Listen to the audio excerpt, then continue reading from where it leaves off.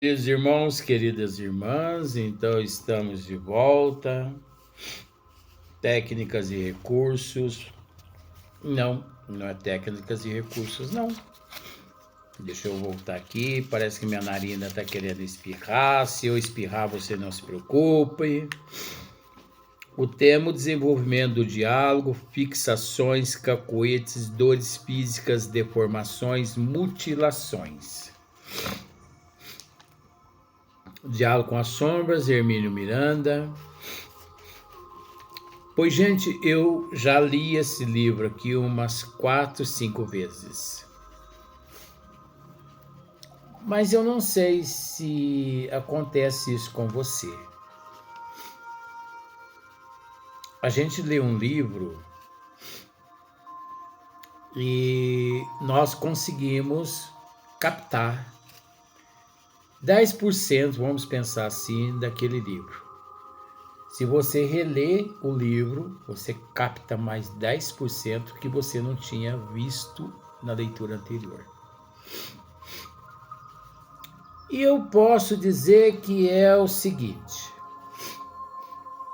parece que a leitura de Hermínio Miranda, nesta obra aqui, parece que é uma coisa assim muito monótona. Muito monótona. Muito monótona. Parece que é umas leituras sem graça, uma coisa sem sentido, mas eu posso te dizer uma coisa. Quem pensa assim é porque encontra-se descompromissado com os desígnios das leis divinas. Pois durante esses dias que precisei viajar, tornei a ler este livro e eu fiquei pasmo, porque 100% que eu havia estudado esse livro, deparei com outras questões 100% diferentes. Por isso eu peço a você que tenha um pouquinho de paciência, porque esse livro é muito profundo. Eu posso te dizer uma coisa com toda clareza. São poucos os espíritas no Brasil que pratica o que está descrito nesta obra. Podem dizer o que quiser a meu respeito. Eu aceito. Desde os 4 anos, 3 anos, levando pancada das trevas, eu não vou me preocupar com pancada de encarnados. Pouquíssimas casas espíritas, vou usar um outro termo, hein? Pouquíssimas casas espíritas sérias. Agora eu vou pegar no pé das sérias. Pratica o que encontra-se na íntegra neste livro. Porque já não se vê casas espíritas trabalhando conforme essa casa onde Hermínio Miranda trabalhou em vida, porque ele já desencarnou. Mas não custa nada pegar o exemplo desse nosso irmão e pôr em prática. Pois vamos dar sequência. Lá na frente você vai entender o que nós estamos dizendo. Pois ele continua além das fixações penosas. Nós já esclarecemos isso. Você desculpa, eu tô chupando sorvete aqui, você entendeu? É alergia. Além das fixações penosas,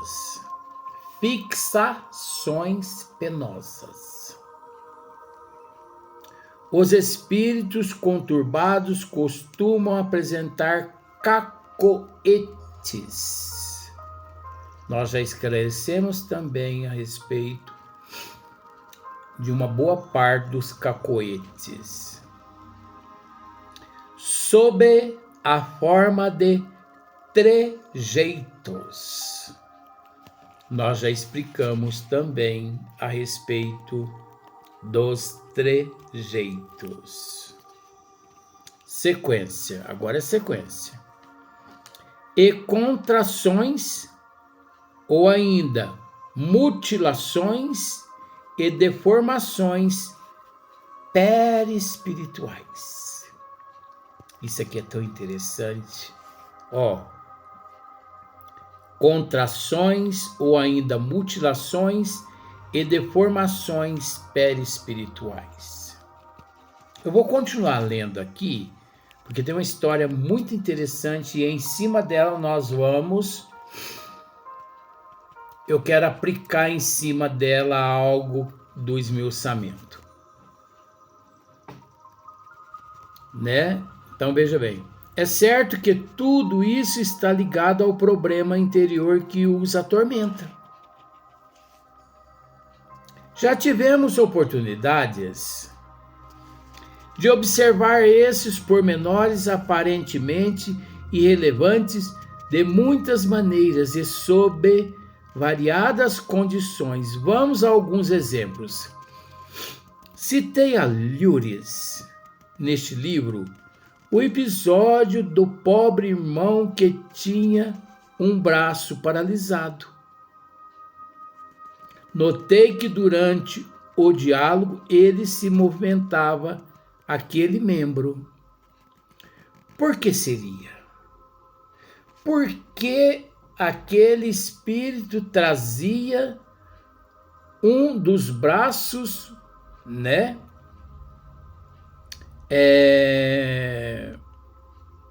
Mutilado. Por quê? Ou melhor, paralisado. Por que seria? No momento que me pareceu oportuno, sem precipitação, perguntei-lhe o que havia com o seu braço. Ele não quis dizer, ou provavelmente nem saberia conscientemente a razão, porque costuma funcionar nesses casos um mecanismo de defesa que parece construir uma barreira às nossas costas. Você me desculpa, mas eu tive que dar um pause aqui no vídeo para eu poder limpar essas fornalhas aqui, porque pelo amor de Deus, aí, chupando sorvete os trabalhos inteiros? Ué, e ainda de pistache? Não. Ele não quis dizer, ou provavelmente nem saberia conscientemente a razão, porque costuma funcionar nesses casos um mecanismo de defesa que parece construir uma barricada às nossas costas para levar-nos a um conveniente esquecimento do passado. Simplesmente esquecemos das causas que nos levaram àquela situação, para poder fixar-nos no objeto do ódio e da vingança. Não sei, ao certo, se ele sabia a razão da paralisia de seu braço. Olha que interessante, ó. Se sabia, tentava ignorá-la. Quando me propus a curá-lo por meio de passes, ele recusou, sem muita convicção, dizendo que se ficasse curado, seria apenas para ter mais um braço para empunhar o chicote. Você conseguiu entender? Esse espírito, provavelmente, ele deve ter, nas existências passadas, na época da escravatura, ele deve ter sido um coronel que mandava os capatazes atrelar nos troncos os escravos e chicoteá-los. Ou até mesmo esse irmão aqui podia até, na época, ter sido um capataz. Por isso ele trazia o braço atrofiado. Chico Xavier é exemplo. Uma mãe leva um filho de 7, 9 anos ao Chico e, pelo que parece que os médicos já haviam amputado os 2 braços do menino. Chico, pelo amor de Deus, os médicos querem amputar as 2 pernas do meu filho, Chico. Que faço, Chico? É muita dor para uma mãe ver um filho sem braço e sem perna, Chico. Emmanuel aparece para o Chico e diz mais ou menos assim: diga para ela permitir que os médicos, façam a cirurgia para poder retirar os 2 membros inferiores da criança. Diga para ela que esta encarnação é a 9ª encarnação que o nosso irmão, aliás, esta encarnação é a 10ª, mas a 9ª encarnação atrás, ele se suicidou durante 9 vezes. E se não cortar as pernas dele nesta, ele vai se suicidar novamente. Olha que interessante. Olha que interessante, gente, pois eu assisti numa palestra a respeito. É preciso tratar desse assunto. Pelo amor de Deus, gente, não deleta. Estude. Porque isso é um estudo. Isso aqui não é apologia a suicídio, porque eu sou contra suicídio. Um dia me denunciaram porque eu estava fazendo apologia a suicídio. E como o pessoal lá do YouTube não tem conhecimento de causa e efeito, e principalmente dessa ciência que é a mãe de toda a ciência, que é o espiritismo, porque eu falo mesmo. Se quiserem me cortar do YouTube, pode me cortar, mas eu não vou me calar para ninguém. A realidade é essa, porque eles não têm conhecimento de causa e de efeito, eles não têm conhecimento de espiritismo, porque se tivessem, eles do YouTube não teriam cortado. Porque eles sabem que nós estamos tratando de um estudo. Isso aqui não é apologia. Então, eu assisti uma palestra de um amigo e ele abordou muito bem o suicídio, muito bem no sentido assim, de uma certa idade em diante, 15, 16 anos para cima, um índice elevadíssimo de pessoas no mundo, de acordo com a Organização Mundial de Saúde, OMC, Organização Mundial de Saúde, OMS, aliás. Então, a Organização Mundial de Saúde diz que a cada 40 segundos se suicida um ser aqui na Terra. Pois bem, só que o que esse amigo esqueceu de dizer é que existe um índice elevadíssimo de suicídio entre crianças. Pois quantos milhões de crianças com 2, 3 anos sobe no parapeito do prédio e se pula? E ninguém tem resposta para isso. Mas o Espiritismo tem. Quantas crianças se soltam das mãos das mães e se jogam em frente aos veículos das rodovias? O Espiritismo tem resposta para isso. Agora eu pergunto, YouTube, eu pergunto cientistas, teólogos, filósofos, eu pergunto a teologia, como vocês explicam isso? Porque o Espiritismo sabe explicar. o Espiritismo sabe explicar. Tanto é que no livro dos Espíritos, do livro dos Médiuns, Allan Kardec nos diz mais ou menos da seguinte forma: todos os sistemas, todas as teologias, todas as religiões, todas as ciências, todas as filosofias, eles sim quem devem nos provar algo contra o Espiritismo. E não nós. Nós não temos que provar nada a ninguém, porque nós conhecemos os fatos. Porque Kardec estudou durante 14 anos a doutrina dos espíritos. E Kardec não é reconhecido pela Academia de Letras. Fica lá na Academia de Letras aqueles mortais, considerados imortais, assombrando as academias.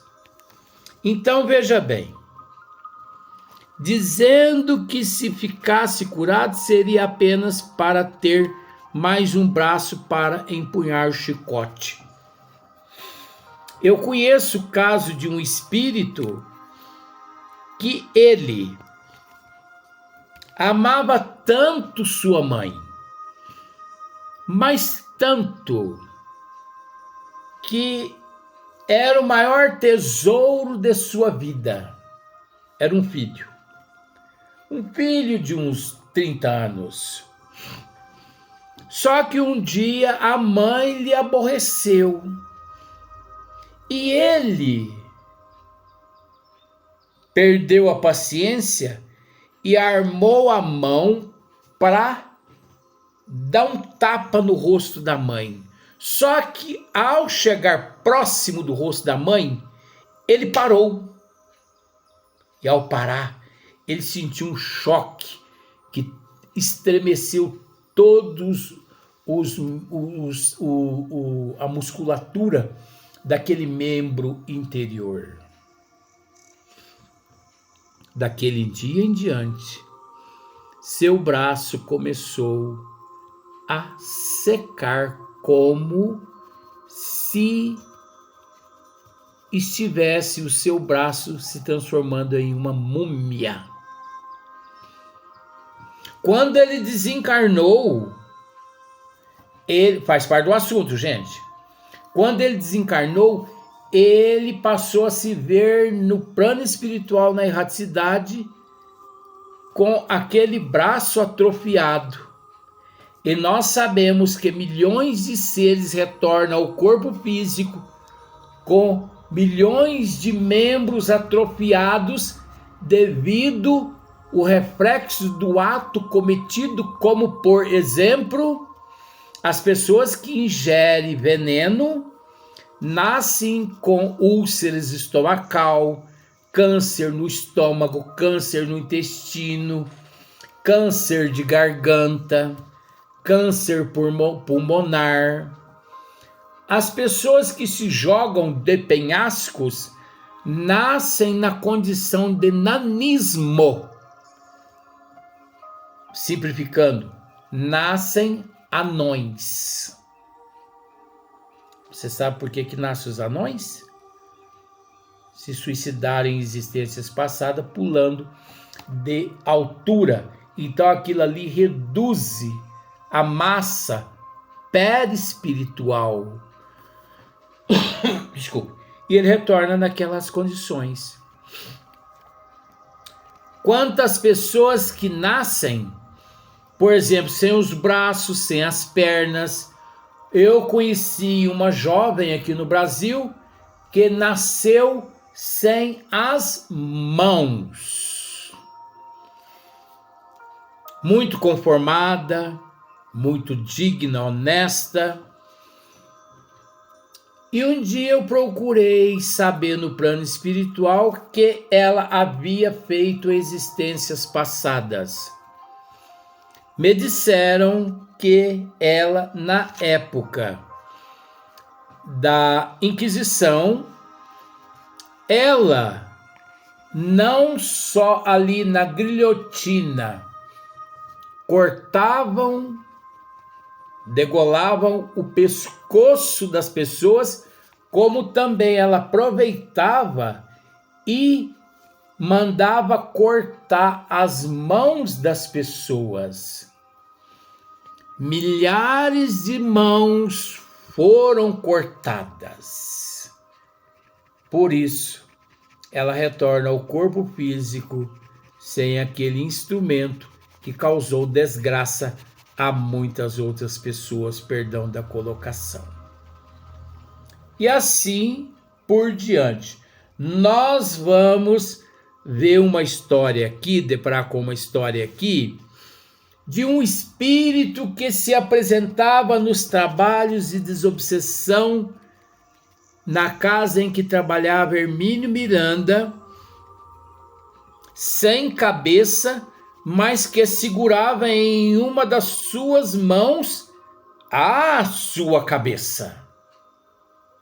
Mas aqui, degolada. Hermínio foi procurar saber o porquê. Ele, na época, trabalhou na guilhotina, cortando a cabeça das pessoas, porque na época existiam os mandantes, mas existia aqueles também que executava. Agora veja bem, a doutrina dos espíritos, meu bem, nos esclarece que para defender a pátria, se eu for convocado a defender a pátria, e eles me instruem e eu vou à guerra, e se eu cumpro com o dever, a doutrina nos esclarece, e eu defendo o Brasil, e lá eu ceifo, né? Eu mato 500 pessoas, porque defendi o meu país sem outro sentimento nenhum no meu coração. Eu retorno à pátria espiritual aureolado de luz. Presta atenção, com todo respeito.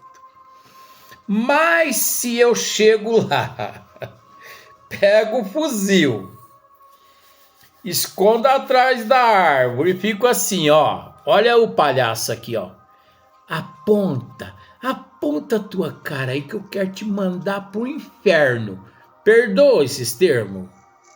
Porque é assim que eles pensam, gente. Apontou. Tum. Ai, mais um pro inferno. Aqueles que se deliciam com a morte do outro, esses, quando deixam o corpo físico, vão direto para as regiões umbralinas, mesmo tendo defendido a pátria. Porque para defender a pátria, você não precisa pôr para fora o teu primitivismo com a intenção de derrotar o teu irmão. Você está defendendo a tua pátria. Então tem tantas coisas, mas tantas coisas. Tem uma história, faz parte aqui também. Tem uma história que um bilionário, um trilhardário, tinha milhões de quadros de tudo quanto é artista renomado no mundo. E ele tinha um filho só. E esse único filho dele foi convocado à guerra. E ele foi. E era o único filho dele. Ele ficou com depressão em casa, quase morreu. Depois que terminou a guerra, passou uns 6 meses, um sobrevivente compareceu à mansão desse chefe, desse pai, e falou para o mordomo: eu preciso falar com o senhor fulano de tal. E não recebe ninguém. Mas a minha vai receber. eu estive com o filho dele no momento do desencarne, na guerra. E eu trouxe aqui para entregar a ele uma lembrança do último momento de vida dele no corpo físico. Pois bem, vou levá-lo até o chefe, o patrão, mas eu não sei se ele vai atendê-lo. Pois bem, e levou. Senhor, aqui tem alguém que quer falar com o senhor que esteve com o teu filho no último suspiro. Ah, pois não, vem cá, meu filho, por favor, conte-me. E contou. E pegou aquele embrulho e entregou para ele. E ele abriu aquele embrulho e viu um quadrozinho assim, mais ou menos de 40, uma folha de sulfite. Um quadro feio, mais feio, mas tinha a imagem desenhada com sangue. Porque ele, conforme ele pegava o sangue assim do ferimento, ele passava na folha. Então ele desenhou ele sendo socorrido por aquele amigo e assinou embaixo o nome dele e a data e pediu para que aquele amigo, se ele se salvasse, entregasse para o pai. E o pai ficou muito comovido com aquele quadro. E o pai passou a amar mais aquele quadro, porque aquele quadro significava o último instante de sua vida aqui na terra. Como o pai estava muito velho, muito idoso, ele resolveu fazer um leilão. E ele procurou a melhor galeria lá nos Estados Unidos. E para essa galeria mandou mais de 200 obras. E lá foi aquele quadrinho também. Então tinha Renoir, tinha Van Gogh, Leonardo da Vinci, Caravaggio, tinha Picasso, tinha tudo, né? Portinari, Tarsila do Amaral, Lautrec. Tinha tudo do renascentismo. Alguns do renascentismo, outros não. Então tinha tudo, mais de 200 obras. Mas o mordomo da mansão também estava presente. E ele pensou assim, oh meu Deus, eu gostaria tanto de comprar um quadro desses lindos e maravilhosos, mas eu não tenho dinheiro. Eu só tenho aqui no bolso $2. Ele pensou. Tá bom. Abriu-se o leilão. Só que havia presente ali no auditório marajás de todo mundo. E o leiloeiro começa. Senhores e senhoras, o primeiro quadro à venda é esse aqui nesse papel de sulfite. Todo mundo detestou aquele quadro. Que nojeira, muitos pensavam assim. Vem logo Renoir, Van Gogh, Lautrec, Caravaggio, Leonardo da Vinci. Agora essa porcaria, perdão do termo, essa porcaria desse quadrinho.